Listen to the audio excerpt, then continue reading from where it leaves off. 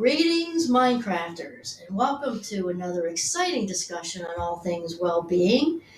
This is Dr. Kimberly Quinn here with Jean Marie Severance for episode 4 of Champlain College's signature series, as we are interviewing some of our finest minds. And today's topic is going to be the business case for employee well-being. And I will tell you that I happen to know this is cutting edge, sizzling hot conversation right now, at least here. I'm going to guess across nationwide, I'm going to guess. So Jean Marie Severance, before we get started, is it okay if I call you Jean Marie? Please call me Jean Marie. Okay. Is it okay if I call you Kim? It absolutely is. Just don't call me late for lunch. Absolutely. Okay, Jean Marie. So maybe, if just quickly before we get started, if you could tell us, our listeners out there, how long you've been here at Champlain College in the lovely Burlington, Vermont, and also what is your role? So I have been here about 14 and a half years, and my day job is called Academic Operations Manager in one of the academic divisions here on campus.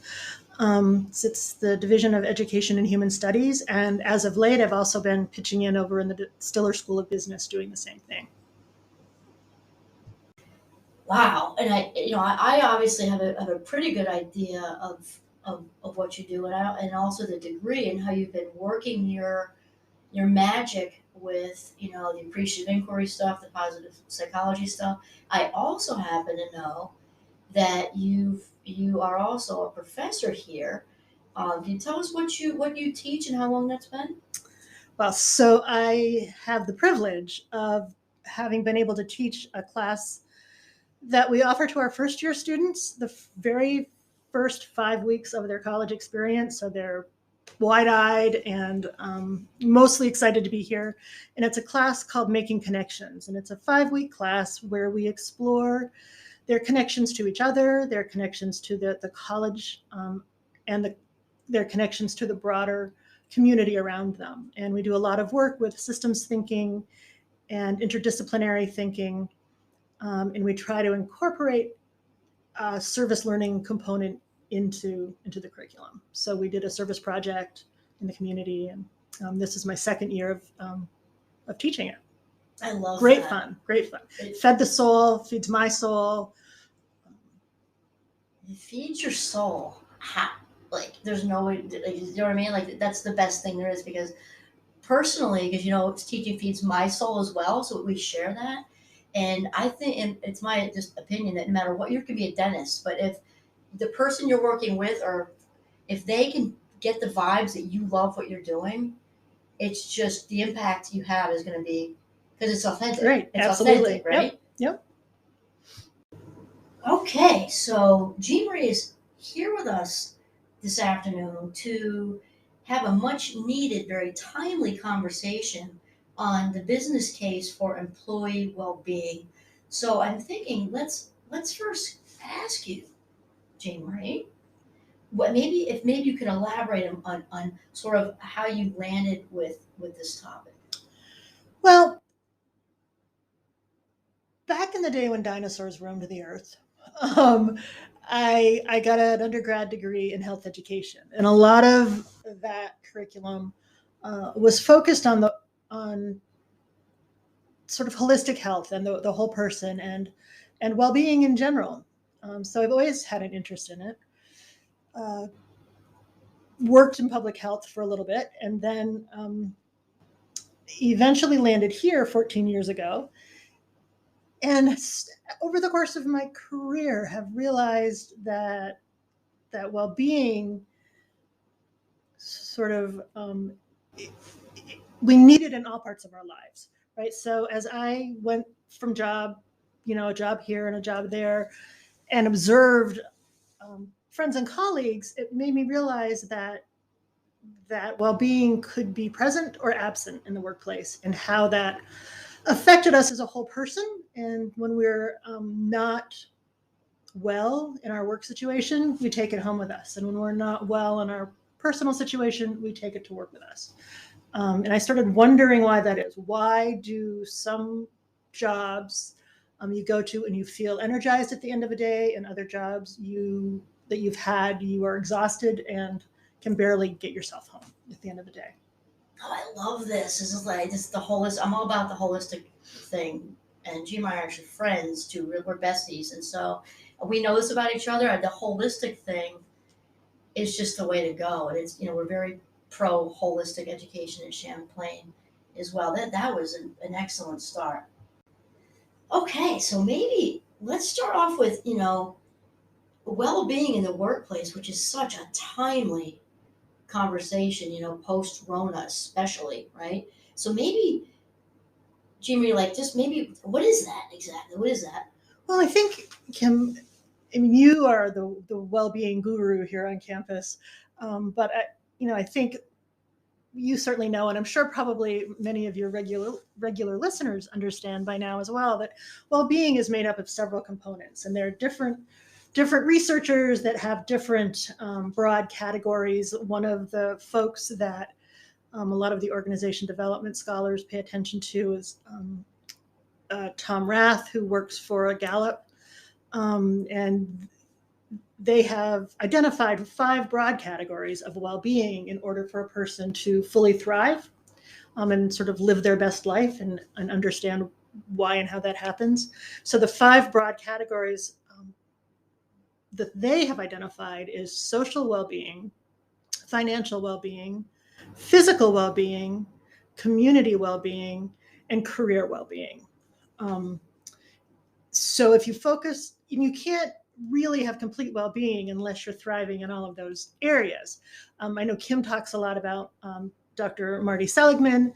He has another theory of well-being called the PERMA theory, and I admittedly am not as well versed in the PERMA theory, but I do know that he talks about needing positive emotions, being completely engaged and absorbed in your activities. So engagement is the E in PERMA.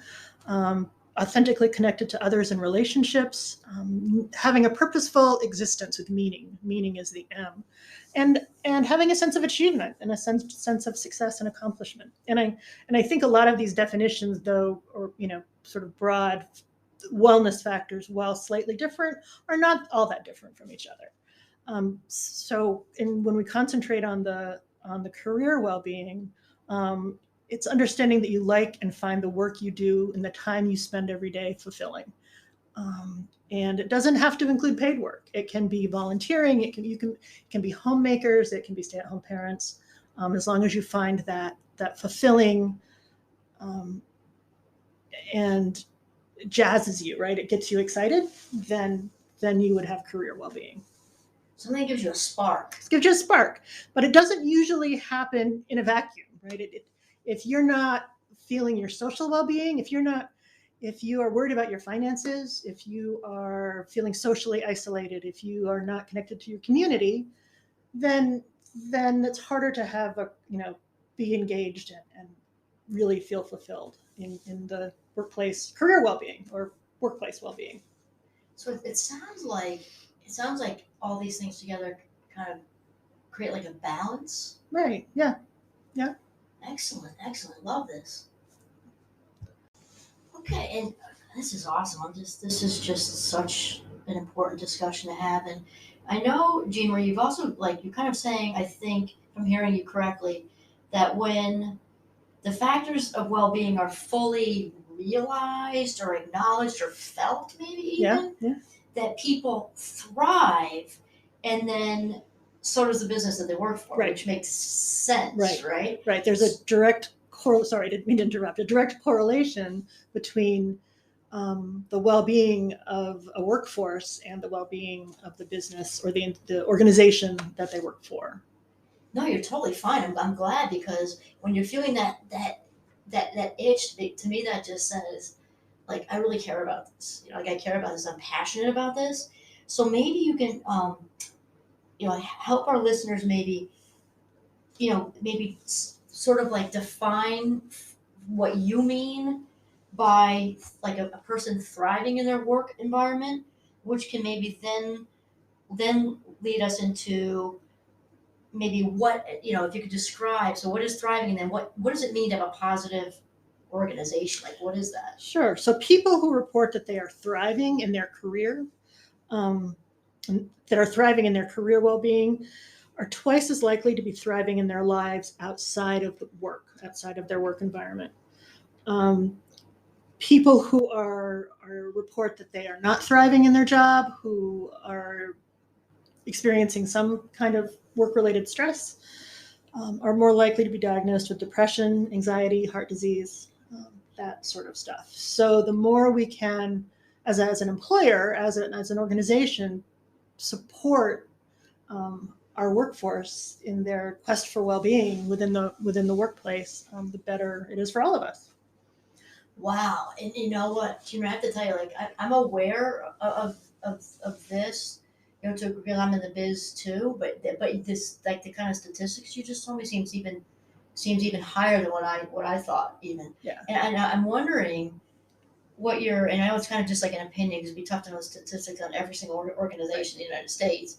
But do you think, like, in general, that employers, I'm not saying Champlain necessarily, but like in general, do you think they get that, like, that they get increased production if their employees were happy and healthy? I think that, again, this is sort of my opinion and anecdotally, but we could dig down and find actual statistics, I'm sure. I think that unfortunately many organizations either don't realize that or don't understand or have the supports or the means necessary to implement the programs and to generate a culture of positive well-being. I think some do. I mean, we know about a lot of those organizations out there that we hear about all the time. People talk about Google. Locally, we certainly have businesses that are known for their well-being, and people want to go work there. They are not likely the organizations that are having the labor shortages right now. But I think most organizations could do well to try to understand this and support their employees' efforts in this area. Okay, Jean Marie. Wow, my head is like just like swimming with excitement because this is all just such good stuff. And I heard you, I think, say a sort of like embed the word culture in what you were just saying, and that brought my head to a whole nother level because it's not just like having, a finger food thing and giving somebody a certificate. Not that that's not good too, because that's appreciation, but it sounds, much bigger than, like, it's got a vibe and an expectation, and it's part of the whole Yeah, I think thing. when I think of what a workplace culture is, I think about what's embedded in the DNA of that organization, right? What um, is the organization filled with mutual respect of each other, um, or is it a place where people go to work and my mentor and professor and colleague Lindsay Godwin calls it turtling, right? Do you go to work and do you turtle? Do you live in your shell and then you stick your little head out? For the listeners out there, I'm making hand motions that you can't see, but you stick your little head out, you do what you need to do, and then you pull your little head back in, right? Do you have a culture where people do a lot of turtling, or do you have a culture where people are just showing up and loving each other and respecting each other and living their best lives and really leaning into their strengths, right? Research shows that people who know what their strengths are and are working in an environment that allows them to really use those strengths are happier. It leads to a positive culture. It's just a good thing overall. So think about organizational cultures. Think about what does it feel like when you go to work? What's your organization's DNA around engagement and liveliness and joy and I'm still.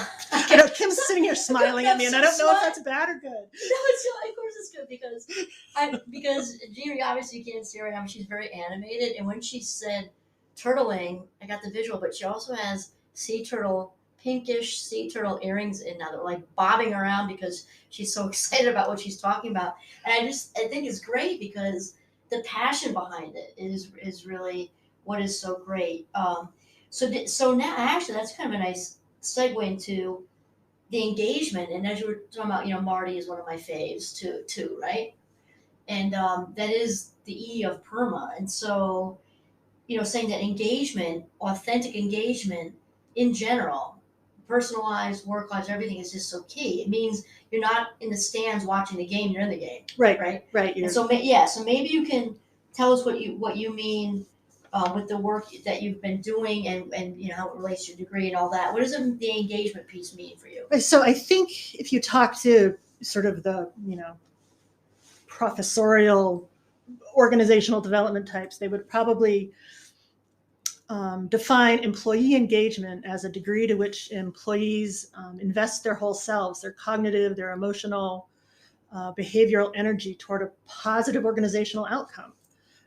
Generally, engaged employees are absorbed and enthusiastic about their work. So I always think about, like, if you're an engaged employee, you're probably more likely, in my humble opinion, to experience flow, right? The concept of flow, which I know Kim has talked about on this podcast before, and I've heard her talk about it a lot of other times. And flow being that state where time just passes and you are just completely absorbed and into your project or your work or your hobby. It can, it doesn't have to be, you don't have to have flow just at work. But I think engaged workforces tend to probably be able to find that state of mind a little easier than those who are not engaged. Oh my gosh, I just and Dreamer knows what a fan of Mihaly Csikszentmihalyi I am. He's the of course the flow guy, and just quickly, I had a student once come back here who you probably know, Dreamer, and he graduated and he said, Professor Quinn, I just came back from a professional something, and I was so impressive, and I was waiting for him to say some, like he did some huge research project or something like that. He's like, no, I stood up in front of tons of people, and I said, Mihaly Csikszentmihalyi, and they were all so impressed. And there's a little bit of a trick to it. Yeah, notice I did not say his name, and Kim was laughing because I knew she would say his name for me, and she has shown me the little trick, and I still can't get it right.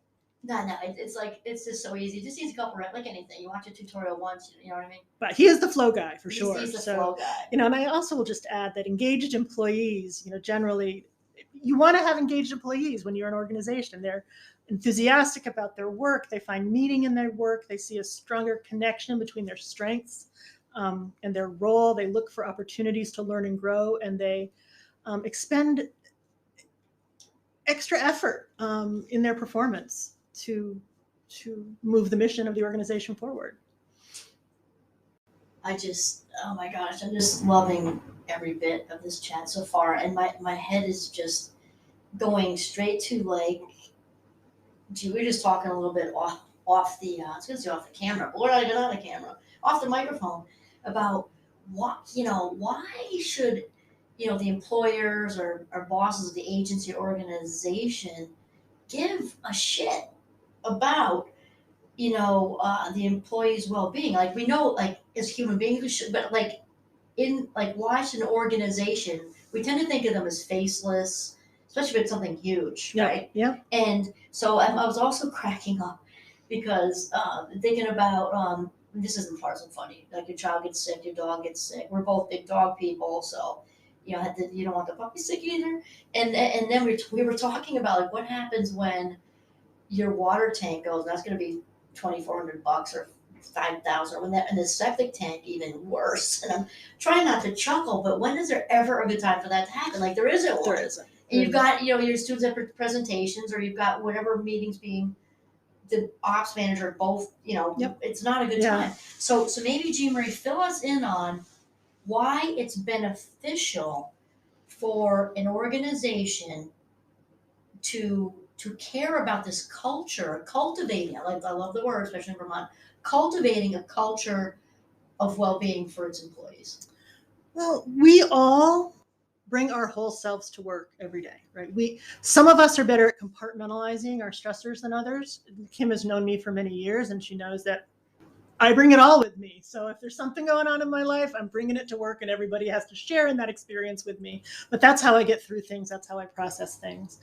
Some people are better at at compartmentalizing, but most of the time, I think most of us um, bring our whole self with us to work, and then we take our whole self with us back home. So if we have struggles at home, it's going to impact us at work. We're not going to be focused. We're not going to be as engaged. If we have workplace stressors, we're going to take that home too. How many of you all, I know I have, something's gone wrong at work, you got in trouble, your boss didn't like what you did, and you've stressed about it all weekend, right? It ruined your whole vacation, it ruined your whole weekend, right? So it isn't just that employees are bringing their stressors to work with them, but they're also taking their work stressors home. So it's, it goes both ways. So because we bring our whole selves to work, it's really important in a culture of well-being for employers, leaders, positional leaders, I call them, people with positional authority, leaders with a capital L, um, create a space of safety where people know that they can make that 15-minute phone call to the doctor or the vet or their elders caregivers or their child caregivers, that they can, if your child care calls in sick one day, that if it's appropriate with the work that you do, you can work from home, right? I know that not all people can do that, but how many of us have had bosses that have said, well, that's not, your lack of childcare is not my problem, right? Or, well, yeah, it is kind of your problem, boss person. It's very much your problem, because if you foster that attitude or that culture, that negative culture, in my opinion, that person who we assume is a valuable employee, can just vote with their feet and take themselves elsewhere and do their wonderful work somewhere else, where someone understands that their lack of childcare that one day is actually their problem as well. Huge. I just the whole bringing the whole self to work thing. I started hearing the hokey pokey in my head, like put your whole self in, you take your whole self out, and then shake it all about. Right. Because it's really true. And I actually say that like day one to my students. The whole student comes into a classroom. Yeah, absolutely. And we think of that. I think maybe even a little more because Mhm. the dynamic is kind of there. But when with seasoned grown-ups, let's say it sounds nicer than old, with seasoned grown-ups, don't we all want to feel valued and Yeah, appreciated? absolutely. And it doesn't have to be that someone walks by and tells us we're doing a good job every day, right? But maybe as a manager, or a leader of a department, at the end of a really long week, you pat someone on the back and go, that was a really long week and that sucked and we made it through and thank you for showing up every day, right? Yeah, I know that's your job to show up every day, but some days are harder than others, right? And just that sort of constant, and it's not just on managers either, it's on all of us to do that with each other in a positive culture, right? In a positive organization, positive organizations encourage happier employees, and positive work cultures promote collaboration, and positive work cultures inspire creativity. And if you've created a sense of psychological safety and you've been flexible with that person who has the failed septic system in their basement, like happened to me many years ago, they're going to be there for you when you need them, right? If you're there for them, they're going to be there for you. So when the factors of well-being are fully realized in the workplace, and in the rest of their lives, people will thrive, and so will the businesses they work for. Wow, Jean Marie, my head's just like, going a bunch of different directions. And it's just all so pertinent. It really is the word that's coming to my mind. And it's having me think of, the course I teach, Mindcraft, which is, as you know, because you listen to me and we talk about these things, with mindfulness and gratitude are like two of the pillars, right? And you've been talking about the great gratitude thing and being appreciative. And I'm wondering, because mindfulness leads to active listening, and I'm wondering how sort of essential active listening is in this environment that we're trying to cultivate, this environment of well-being we're trying to cultivate. Right. What do you think? I think it's so important, right? And it's a skill that I think most of us probably need extra help with, because sometimes it's hard to just sit and listen and not interject and not sort of offer your take on an issue. But I think we have a responsibility and an opportunity as as members of a workforce to bring that to our culture, our workplace culture. It's not only the responsibility of leaders with a capital L, and I can't take full credit for that. It's a colleague that my colleague Kelly, who talks about leaders with a capital L and leaders with a lowercase l. But both kinds of leaders are responsible for bringing that active listening and mindfulness and gratitude into the workforce, into our culture. We need to go out of our way to help each other and to offer kindness and compassion when others are struggling. And part of that is just listening. Wow, just fantastic. So now I'm wondering, Jean Marie, because I love the leaders of the big L and little L thing from colleague Kelly, and I'm wondering though, like if it's if it is all that sort of responsibility. Obviously, the leaders have a more because it's like the trickle down thing. Um, but what can we all do to make the cultivation of well being more of a thing? So that there's a far more positive atmosphere for employees and just a happier, healthier workspace. Right. I think we all have responsibility to bring that. If we want to work in a positive culture, if we want to have a culture of engagement and thriving, we all have some responsibility in that area. Like you said, that the leaders with the capital L, or some in corporate world they call it the C-suite. Sure, they have the primary responsibility of creating an environment where people feel safe to sort of go about and create this kind of positive culture. But on a day-to-day level, we're all responsible for that. So one of the we can make sure that we care and that we're interested in and maintain responsibility for our colleagues as friends, right? It's there's a lot of research that shows that non-work conversation in the workplace increases productivity, right? So there's something to be said for that old water cooler conversation. And I'm sure it's hard for many managers and others just walk around and think that we're talking about little Susie's softball game or track meet, but really that does lead to thriving in the workplace when we can be friends and we can be social with each other, when we can provide support for one another, when we can be that active listener when somebody needs a soft place to land. That's something we can do. We can offer kindness and compassion.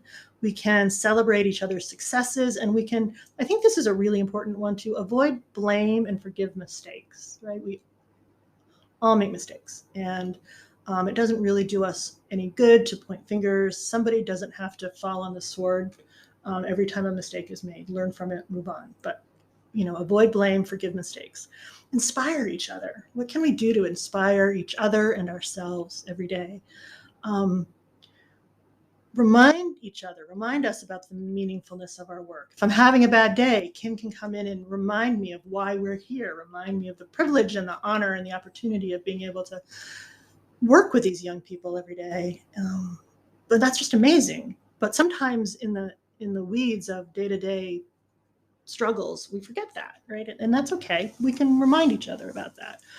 Get out of the way if you're a manager. Let your people do your work. Jump in and help other people. If you see someone struggling, ask, what can I do?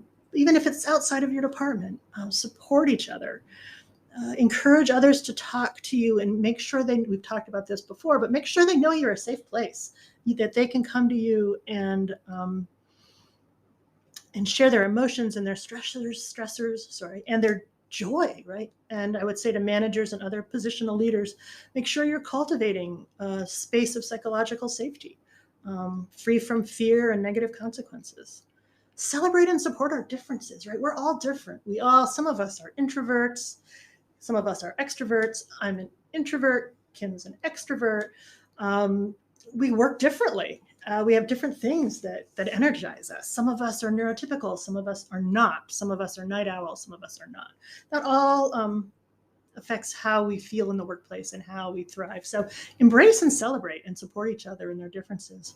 But I think the most important thing is to treat each other with respect, bring gratitude and trust and integrity every day. Twitch. No, this is just so good. So a couple things I was thinking is like the blaming and forgiving thing, like just at home, out in the world, friends, like that doesn't tend to go anywhere good if you hang on to stuff, right? Right. I mean, I do think that most of us human beings, we don't set out on any given day to make a mistake or be a bad employee. Most of us want to do a good job, and we're all going to make mistakes, and we're all going to screw something up. And most of the time, nobody died, right? Most of the time, most of us, maybe not if you're a surgeon or something, but most of us don't have jobs where we can't fix it. We can't move on. We can't learn from it. Right. Even surgeons make mistakes. You're right. Yeah. You're human. Hopefully not many, but I mean, that's why there are a bunch of them in there, right? Yep. And I'm sure there's a lot of forgiving, and listening on that end. And I'm also thinking it's like that. It's that falling up thing, right? It's not failing. It's falling up. You're just learning. Right. And the other thing I was just chuckling is the food thing, because Jean Marie and I are both foodies. Like, we talk about it a lot, and we're very happy to admit that we have lots of little kind of like little events that Jean Marie actually organizes a lot, and it'll be for its middle of finals or it's mud season. It's been great for weeks.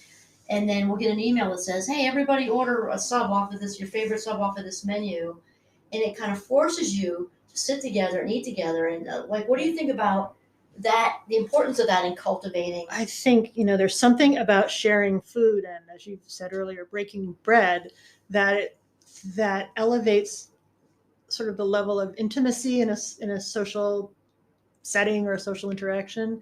We can all have drive-by conversations as we walk by people's offices or stand at our mailboxes or the photocopier. But when you introduce food into the equation, it forces you to sit and stop and listen and share and have joy and laugh, right? It introduces or play, right? It introduces a level of play into your day as well. I agree. So I think that's an important part. Positive organizations encourage that's the social well-being component of our overall well-being. So yeah, it's important. It just seems like food is bigger than just food. You know what I mean? I appreciate that Kim appreciates. I I do. We have do. food. And doesn't it seem like it? Of course, Jimmer does a lot of the planning for them, like the ice cream socials and all that stuff. But it seems like it just happens at just the right time when everybody's just fried crispy from midterms or the gray skies. Like it just comes at such. Well, if I'm fried crispy, I know everybody else must be fried crispy. So it must be time, time Right. to do something fun. Right. So then there's like, the great chicken parm sub, but then there's also that feeling of appreciation. It goes deep. Yeah. Because you're being treated. It's like you're being treated Right. and pampered a Someone's little bit. seeing you. Yeah. You're being seen. Someone's saying, I get it. It's hard right now. We're tired or not. Maybe we had a baby born in our department. Maybe it's a celebration, but either way, you're seen. Someone's seeing you and taking the time to. See, I think that's so huge because it seems like no matter how much money you make, right, no matter who you are, we all want to be seen and heard. Yeah, absolutely. And it seems like, is that maybe like kind of like the main theme of cultivating this well-being culture? Yeah, I think so. I think that certainly for me it is, right? I thrive with managers who see me and get to know me and know my family and what's going on in my world outside of work, right? It makes me feel safe. So it certainly is for me. It comes down to feeling valued. Yep. And having the value mirrored out externally to yes. I'm 100% with you on that one. Yep. This has just been so good, and I'm thinking, maybe it's a good idea just to wrap up with, because I know that you just earned a master's degree in something brainy and brilliant involving, all things positive psychology and also appreciative inquiry. So can you tell me, like, explain to us, how maybe like how that's been worked into your excitement about this topic? Sure. So I think we talked about earlier that over the course of my being a grown-up, and observing that, sometimes you leave work feeling fried, and sometimes you leave work feeling energized, and we've all had those bosses that just drains you. And then I hope that we've all also had bosses that have lifted you up and appreciated your strengths and understood how to nurture and leverage those strengths every day. And so I was really sort of curious about that. And then when the time came and I got my son into college and my husband with his MBA, I decided to sign up for a master's degree in human relations and organization development. And I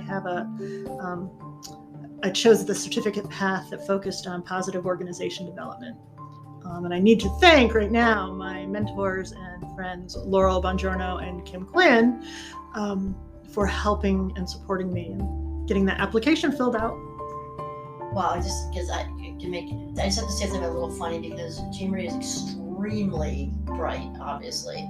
And I loved reading her posts, and they were like, each one was like a little mini dissertation. And what was really funny is that it was quite a big hurdle just to get her to fill out her name and address in the beginning. So it was that thought of going back to school, and she was there in it for about 6.5 milliseconds and just took off running because she, in addition to, I think, loving an outlet for her intellect, she also is genuinely passionate. I hear for years and years and years, I've heard her have these threads in conversation because any kind of injustice bothers her, any kind of anybody feeling like underneath and not well, I guess, has always bothered you. Right. Yeah. But now I have the words for it. Right? Words. Now I can quote the scholars and quote the researchers and feel like I can validate how I think about things, and I bring it with me every day. Right. The beautiful thing about positive organization development is that it actually can be applied to so many parts of your life, not just your work life. And so I do bring it with me everywhere, and I think about the importance of gratitude and the importance of creating positive, safe spaces, hopefully, for everybody. And I also bring it with me to the work I do with students, right? We have student workers in our office, and so it's really something, as Kim can attest to, once you grab on to sort of this positive way of thinking, and it's hard, sometimes it's not always easy, right? It's not, but you can remember to sort of bring yourself back to this space. It's really helpful and healthy. I have to say, I loved all of that, and I couldn't help thinking, because we are currently, sitting at an institution of higher education, and when we hear that there's been practical application with everything that's been taught, the critical thinking, obviously, and the application that Jean Marie just explained, like, our happy bubbles are full. That's exactly right. That is the goal, right? Yeah, it's one thing to sit and read the theory, right? It's one thing to sit and read the books, but when you can make that leap to real life, see, it does. It just makes me joyful. And your joy is like spreading into me and everybody else, because that's how it works, right? And wow, and just bring it right into real life, which Jean Marie has definitely brought into real life here. And we have a fantastic well-being culture here. We can always, obviously people can always improve, but it's pretty good. We're very well-being aware, Jim. We are very well-being aware, I would say. Well, on that note, I would say I'd like to just send out some good vibes, really good energy to all the listeners, and to Jean Marie Severance for being with us here today to have this important, very timely conversation on cultivating a well-being culture in the workplace. Thank you, Jean Marie. You're welcome. Thank you for having me. This was a blast.